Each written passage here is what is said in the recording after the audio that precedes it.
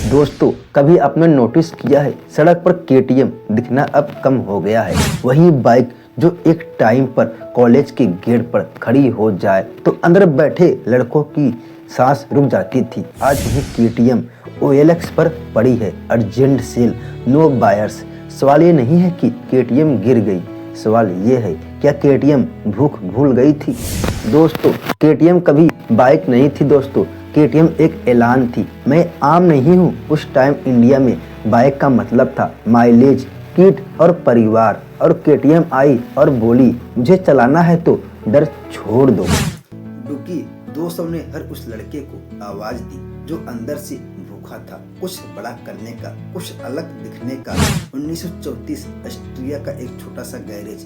KTM की शुरुआत हुई मजबूत, रफ और जिद्दी मशीन से। लेकिन 2012 में जब केटीएम इंडिया आई तो सामने खड़ी थी दुनिया का सबसे आबादी युवा।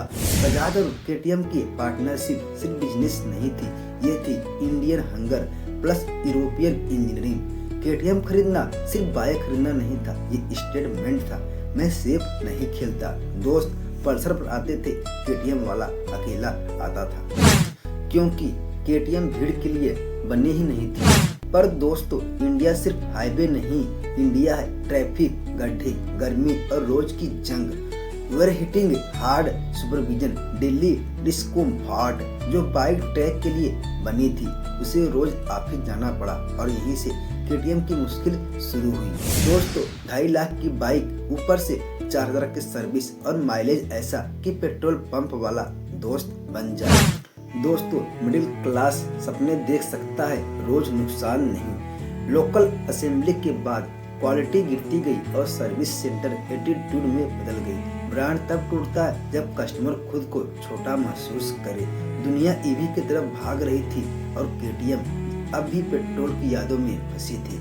हर देश को एक जैसी बाइक देना केटीएम की सबसे बड़ी भूल बन गई थी। 19,000 करोड़ का कर्जा, 26 लाख बिना किसी बाइक और सैलरी के, बिना कर्मचारी। ये सिर्फ कंपनी नहीं टूट रही थी, ये टूट रहा था एक सपना। जब सब पीछे हट गए, बजाज खड़ा, 1400 करोड़ का इन्वेस्टमेंट।